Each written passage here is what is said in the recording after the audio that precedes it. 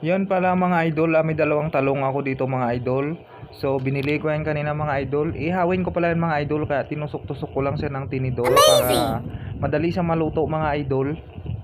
Ayan, dalawang piraso yan mga idol. Ang gagawin ko pala yan mga idol is tutortahin ko yan. Inihaw ko na sa pala mga idol, dito lang po sa gasol yan mga idol. So yan na pala yung ricado niya mga idol. Bawang, paminta, at saka itlog. So piniprepare ko lang yan mga idol. Yan na mga idol, yan na yung itlog.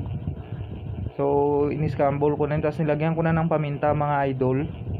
Yan. Tapos imekos-mekos ko lang yan mga idol.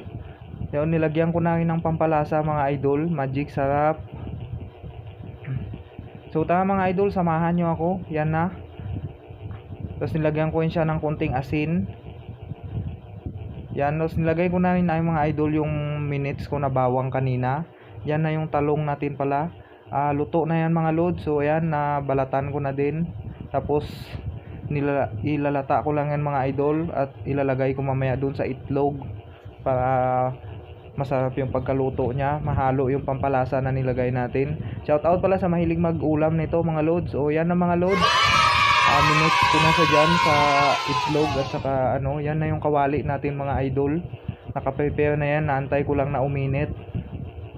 So yan na nga mga idol, nilagay ko na, pinarito ko na siya. Dalawang piraso yan mga idol, bali dalawang ulaman ko na po yan ngayong lunch at saka mamayang hapunan. So yan, bali alalay lang palang apoy dyan mga idol. Yan, luto na yung kalahati mga idol. So bali binaliktad ko na lang siya. So yan na nga siya mga idol, luto na. Bali nagprepare lang ako dyan mga idol ng kanin. Saka yan. So tara mga idol, lunch tayo. Yan yung kanin ko mga idol. Tapos yan, may saging pa akong natira. Dessert ko yan mamaya mga idol. Saka may sausawan ako mga idol, toyo mansi yan siya.